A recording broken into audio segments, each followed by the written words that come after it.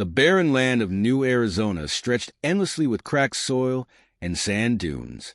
Only the desperate or disillusioned dared to live in such a place. A relentless sandstorm whipped across the desert, and the heat shimmered like mirages on the horizon. During the day, the sun burned everything in its path, and by night, the temperature dropped to freezing levels.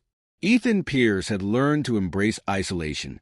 After serving for 12 years as a pilot in the interplanetary forces, a grueling mission left him physically and mentally scarred. Seeking peace, he retired to New Arizona, far from the suffocating cities of old Earth. Ethan's desert cabin, powered by solar energy, stood as a testament to his desire for solitude. It was late as he drove back to his cabin, his vehicle loaded with supplies from the nearest settlement. The setting sun cast long shadows over the dunes. As he glanced at the dashboard, he noticed the rover's power levels were depleting, but home was only a few miles away. Just as he crested a dune, a peculiar sight caught his eye. A column of iridescent smoke, glowing with shades of blue and violet, rose from the desert floor. Adjusting his goggles, Ethan squinted against the dim light, trying to identify the source of the smoke. It was unlike anything he'd seen before. Slowing down the rover, he cautiously approached the site.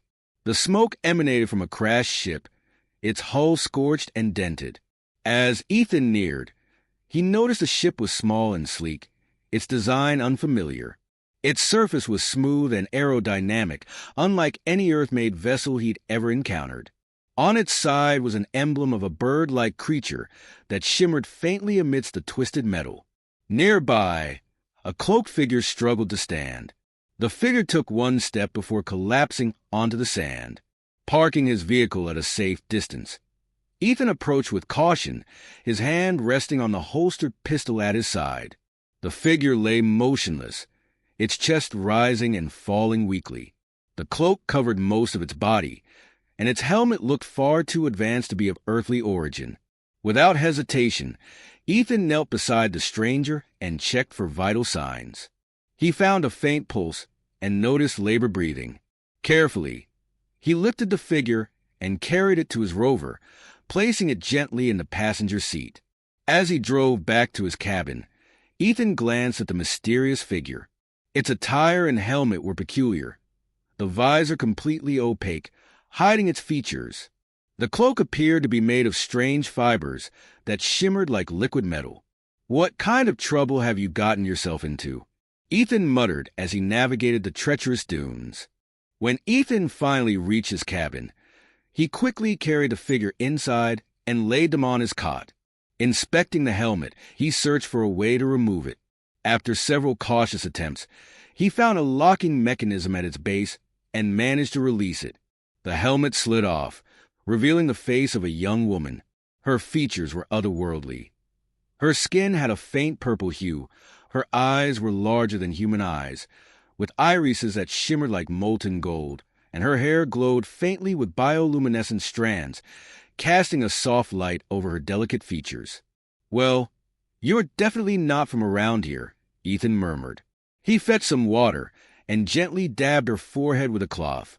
The woman stirred, her eyelids fluttering open.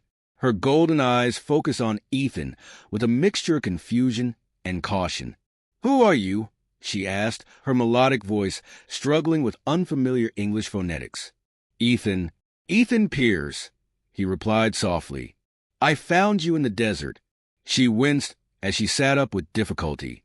"The desert," she repeated, still disoriented.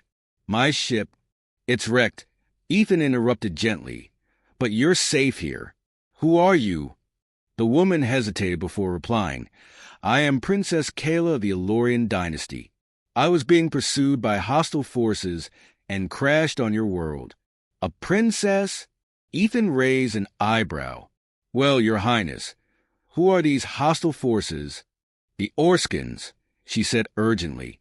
"A faction of my people intent on overthrowing my family's rule. They won't stop until they capture or kill me." Ethan felt a familiar pang of concern. "So, they're coming here?" Kayla nodded solemnly. "And they will destroy anyone who gets in their way. Ethan sighed, rubbing the back of his neck.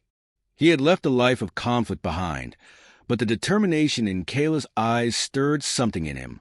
Well, he said with a wry smile, I'm not one to leave a princess stranded. Let's see what we can do about your ship. Kayla looked at him with a mixture of relief and gratitude. Thank you, Ethan. I promise you won't regret this. Ethan retrieved his toolbox and prepared to head back to the crash site. The desert night was cold, but his improvised floodlight illuminated the sand as they worked to salvage what they could from the ship. Kayla moved with surprising agility, her cloak billowing like a shadow as she inspected the damaged hull. She grimaced as she attempted to lift a heavy panel, and Ethan stepped in to help. Take it easy, princess. Let me handle this, he said, shifting the panel aside. Inside, they discovered that the ship's power core was beyond repair and most of the electronics were fried. However, the communications array appeared to be salvageable. Kayla examined the circuits and nodded. With this, we could send a distress signal. Ethan glanced warily around the crash site, scanning the dunes for any signs of movement. Let's hope your people are listening. They returned to the cabin and worked through the night to prepare the communication system. Kayla's knowledge of alien technology was invaluable, and Ethan marveled at how effortlessly she navigated the damaged circuits. It won't fly, she said with a hint of disappointment, but I can use the communications array to send a distress signal. Ethan nodded. Good, but we should expect company soon. Kayla's expression hardened. Then we must be ready. As the first light of dawn appeared on the horizon, they stood outside the cabin, surveying the dunes. The wreckage of Kayla's ship lay in the distance, and the desert was eerily silent. Ethan took a deep breath and looked at Kayla. No matter what happens, I'm with you. Kayla met his gaze and offered a faint smile. And I am grateful, Ethan, more than you know. They turned their attention back to the desert, preparing for the storm they knew was coming. Kayla remained inside, fine-tuning the improvised communication setup with the precision of an experienced engineer. Despite her injuries, she moved with determination and speed. After several minutes, the array emitted a series of beeps, and Kayla's expression softened with relief. The signal is transmitting, she said, stepping out to join Ethan. My people should receive it in a few hours. Good, Ethan replied, but until they get here, we need to be ready for those Orskin raiders. Kayla nodded. Their skiffs are fast but lack significant firepower. The real danger lies in the cruelty of their soldiers. Ethan reached into the cabin and retrieved his old service rifle. Let's see how they handle a well-placed bullet. Kayla managed a faint smile. Let me show you something. She reached into the folds of her cloak and pulled out a slim cylinder, no larger than a flashlight. With a quick flick of her wrist, the cylinder extended and ignited into a brilliant blue energy blade. Wow, Ethan said, instinctively stepping back. That's impressive. It has served me well, Kayla replied, her tone measured. And I trust it will continue to do so. After fortifying the cabin with energy barriers, metal sheets, and sandbags, Ethan and Kayla waited. Ethan checked his rifle, while Kayla practiced swift maneuvers with her energy blade. Hours passed, and the sun climbed higher, making the sand shimmer like gold. Ethan grew increasingly restless when a distant sound filled the air. He climbed onto the roof of the cabin and raised his binoculars. They're coming, he called to Kayla. I count 3 skiffs. Kayla joined him on the roof, gazing across the dunes.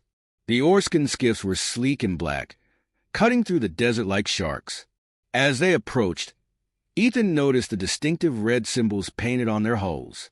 Bloodhawks, Kayla said, her voice laced with unease. Orskin elite hunters. Perfect, Ethan muttered. What's the plan? Kayla ignited her energy blade and turned to him, her expression determined. We hold them off until my people arrive. Ethan adjusted his goggles and positioned himself behind the sandbags. Let's give them a warm welcome. The skiffs descended near the cabin, kicking up clouds of sand as they landed. In seconds, a squad of Orskin soldiers disembarked, their rifles aimed at the cabin. "Advance!" barked their leader, and the soldiers moved in a coordinated assault. Ethan took a deep breath, aimed carefully, and fired. The leading soldier dropped to the ground with a bullet between his eyes. The rest scattered, returning fire. Bolts of energy burned through the sandbags and walls of the cabin. Kayla waited until the first soldier breached the barrier, then leapt from the roof. Her energy blade hummed through the air, slicing through the soldier's rifle and disarming him instantly. With a swift kick, she sent another soldier sprawling into the sand. Ethan provided cover fire, picking off any soldiers who ventured too close. The Orskans regrouped and intensified their assault, but Kayla's energy barriers held firm. Energy bolts ricocheted off the glowing shields as Ethan methodically eliminated advancing soldiers. The Orskans' persistence paid off when one of their skiffs repositioned, firing directly at the cabin. The windows shattered and wooden beams caught fire. Ethan's rifle ran empty, and he ducked to reload. "They're trying to flush us out," Kayla shouted, her cloak billowing as she deflected energy bolts with her blade. Running low on ammunition, and with the cabin crumbling around them, Ethan and Kayla knew their defenses were failing. Just as the skiff's turret locked onto their position, a deafening roar filled the air. Ethan and Kayla looked up to see a massive Elorian cruiser descending from the sky, its sleek hull gleaming in the sunlight. The cruiser unleashed a barrage of energy bolts, striking the Orskan skiffs and sending them spiraling into the dunes. Orskan soldiers faltered as the cruiser landed gracefully, and a squadron of Elorian soldiers disembarked, their bioluminescent armor shimmering in the desert sun. At the forefront was a tall, regal figure with the same glowing strands of hair as Kayla. "Princess Kayla," the figure said, bowing deeply. "We are relieved to find you safe." Kayla stepped forward, nodding warmly. "Captain Elrin, I owe my life to this human, Ethan Pierce." Captain Elrin turned to Ethan, who stood slightly awkwardly with his rifle slung over his shoulder. "We are in your debt, Mr. Pierce." Ethan gave a curt nod. "Glad I could help." The Orskans launched one final assault, but they were no match for the superior firepower of the Elorian forces. Their remaining skiffs were destroyed, and the surviving soldiers retreated into the desert. As the dust settled, the Elorians secured the area, tending to the wounded and salvaging what they could. Ethan, exhausted and nursing minor injuries, sat on a makeshift bench inside the cruiser as Kayla approached him. Her golden eyes shimmered with gratitude. "You saved me, Ethan," she said softly, "and you've given my people hope." He chuckled lightly. "Just a guy with a gun and some desert survival skills. And a heart," she added, her voice tender. She leaned in and kissed his cheek. "Until we meet again." Ethan watched as Kayla and her soldiers boarded the cruiser. Its engines roared to life, and the massive ship ascended, disappearing into the sky. He stood there for a long moment, staring at the horizon. Returning to his now ruined cabin, Ethan surveyed the wreckage. The desert had taught him resilience, and the memory of Kayla's courage gave him renewed purpose. Gathering what supplies remained, he began to rebuild. Weeks later, as he sat on his newly reconstructed porch, a familiar sound broke the silence. A sleek Elorian skiff descended gracefully, and Kayla stepped out, her cloak flowing behind her. "I couldn't stay away," she said with a smile. "We need your help. The Orskans are regrouping, threatening our outer colonies." Ethan looked into her golden eyes and felt the weight of her request. "When do we leave?" Her smile widened. "Tomorrow. Tonight we rest." They spent the evening sharing stories under the starry sky. At dawn, Ethan loaded his gear into the skiff and looked back at his cabin one last time. "Ready?" Kayla asked, her hand on the controls. "Let's save the galaxy," Ethan replied with a grin. As the skiff ascended, disappearing into the clouds, Ethan knew his life would never be the same. Together, he and Kayla would face the Orskan threat, forging an unbreakable alliance in the fight for freedom.